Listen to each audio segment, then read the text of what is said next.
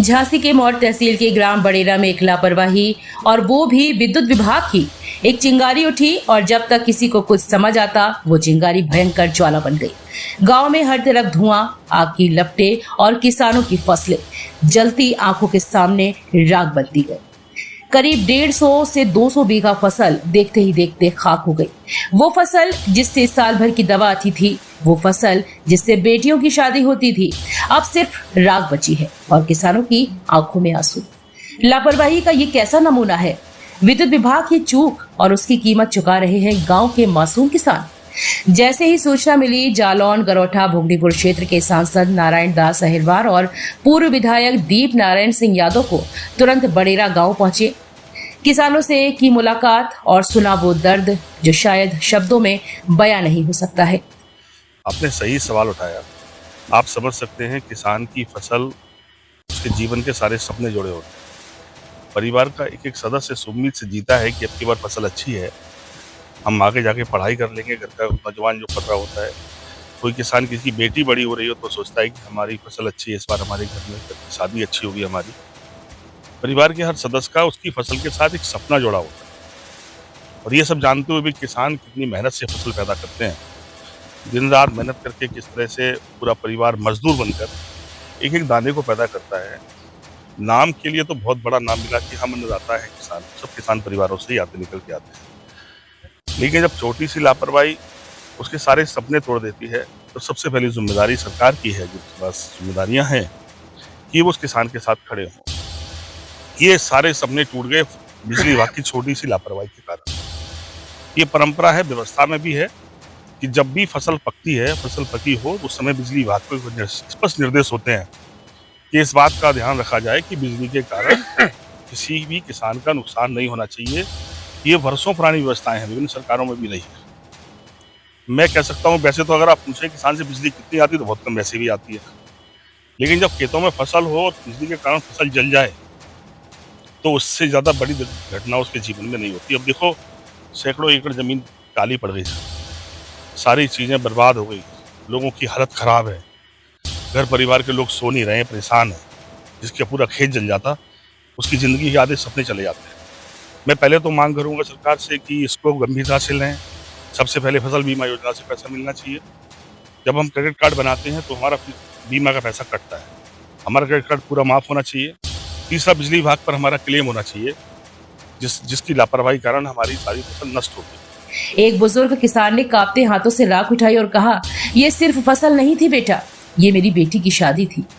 पूर्व विधायक दीप नारायण सिंह यादव की आंखों में आंसू थे। उन्होंने कहा, हम कंधे से कंधा मिलाकर खड़े हैं, किसानों का दर्द हमारा अपना दर्द है। गांव के लोगों ने बताया, सरकार आएगी, फोटो खिंचवाएगी और भूल जाएगी, मगर हम कहां जाएं? सांसद नारायण दास अहिरवार ने साफ कहा, हम इस मामले को सदन तक ले जाएंगे। लापरवाही बरतने वालों के खिलाफ कड़ी कार्रवाई होनी चाहिए और किसानों को मुआवजा मिलना ही चाहिए। तो क्या अब उठेगी आवाज? क्या कोई जवाब देगा उन सपनों का जो इस आग में जल गए? क्या अब मिलेगा इंसाफ उन मेहनतकश हाथों को जो हर रोज धरती को सींचते हैं? ये कोई आम हादसा नहीं था, ये उन अरमानों की चिता थी जो खेतों में नहीं, किसानों के दिलों में जली है।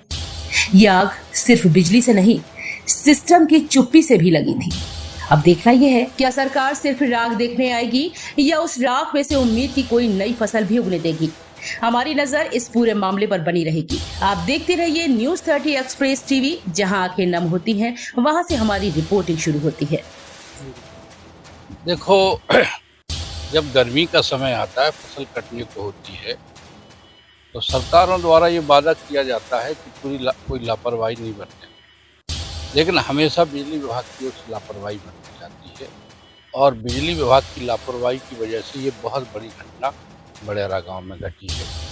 तो बेचारे लोग हैं, किसान लोग हैं, कितनी मेहनत से अपनी फसल को तैयार करते, उनका बड़ा सपना होता है जब फसल तैयार हो जाएगी, हम अपने बेटियों की शादी करेंगे, बच्चों की लिखाई पढ़ाई का काम करेंगे, घर परिवार साल भर का उनका खर्चा इसी खेती से होता है। दुर्भाग्य ये है कि बिजली विभाग की लापरवाही की वजह से इतनी बड़ी घटना हुई और निश्चित रूप से हम लोग शासन से, प्रशासन से और बिजली विभाग से जितना जो बन पड़ेगा अपने अपने जो किसान भाई हैं उनके लिए लड़ाई लड़ेंगे, और जो हमारे सभी साथी गांव के अन्य साथी हैं तो उनसे भी कहेंगे कि जिनका नुकसान हो गया है सब लोग मिलजुल करके सहयोग करें और अपनी शांति बनाएं। आप यहाँ पे सांसद हैं, जी। ऊपर जिम्मेदार सरकार है इस समय, उनसे भी मुद्दा क्या उठाएंगे इन किसानों का? क्योंकि आप देख सकते हैं कि हर वर्ष ये घटनाएं हो रही हैं और किसान रो रहा है। जी आपने बहुत अच्छा सवाल उठाया। अभी हम लोग जब से आप लोगों के सहयोग से सांसद बन के पहुँचे हैं तो हमेशा संसद में हमने किसानों के लिए, मजदूरों के लिए हमेशा मुद्दा उठाया। अभी भी हमने मुद्दा उठाया है कि बालू के खनन का, बालू माफिया जो खनन का कार्य कर रहे हैं, और पहले खनन जब होता था तो गांव के गरीब के, अगल बगल के गांव के लोग इकट्ठे होकर लेबर बना के काम करते, तो सभी को मजदूरी मिलती थी। दूसरा, हमने पिछली बार एक मुद्दा उठाया था कि हमारे यहाँ कहीं से भी सीधी ट्रेन दिल्ली को नहीं जोड़ती, दिल्ली के लिए ट्रेन जोड़े, और तमाम लापरवाही की वजह से मौतें हो जाती हैं या कोई घटना घट जाती है। हम लोगों ने प्रयास किया था कि मिनी एम्स खुल जाए, और हमने एक और वादा किया था कि यहाँ पे हमारे बुंदेलखंड बहुत पिछड़ा क्षेत्र है, यहाँ अच्छे स्कूल नहीं हैं, विद्यालय नहीं, तो कम से कम ब्लॉक स्तर पर केंद्रीय विद्यालय और विधानसभा स्तर पर डिग्री कॉलेज खुल जाए तो बच्चों को अच्छी शिक्षा मिल जाए। ये भी हमने मुद्दा उठाया। बिल्कुल, जिस प्रकार यहाँ जो फसल जल रही है, जी। ये भी समझ लीजिए आप, किसानों के दिल में आग सी बिल्कुल, है, बिल्कुल। आग जल रही है, वो ये समझ लीजिए। तो जो विद्युत विभाग है उसको लेकर क्या आवाज उठाएंगे? बिल्कुल, क्योंकि प्रत्येक निश्चित साल निश्चित निश्चित अब की बार जब भी हमारा सदन चलेगा, निश्चित रूप से जो बिजली विभाग की लापरवाही है उनके खिलाफ ये मुकदमा उठाएंगे और कार्रवाई सुनिश्चित कराएंगे। देखिए, समय पर समीक्षा होती है। आप याद करो, जब अखिलेश यादव की सरकार थी, भरी फसल के समय ओलावृष्टि हो गई, फसल बर्बाद हो गई, तो इतना मुआवजा मिला कि आज पूरे देश में विभिन्न प्रांतों की सरकारों ने उतना मुआवजा किसान को नहीं दिया जितना कि सिर्फ पानी बचने पर ओलावृष्टि के कारण किसानों को मिला था।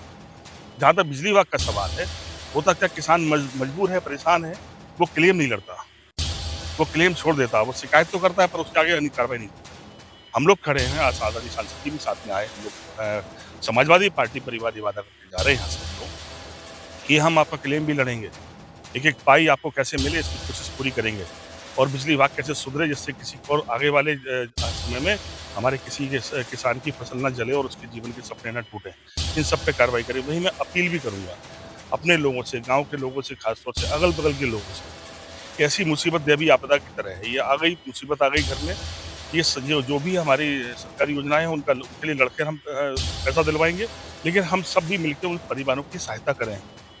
तो मैं अपने लोगों से अपील करूंगा, गांव में बैठक करो, और आप कहोगे तो हम लोग भी शामिल होंगे, क्योंकि कोई किसान बड़ा स्वाभिमानी होता है, वो किसी से नहीं बोलेगा कि हमारी कोई मदद करो आप।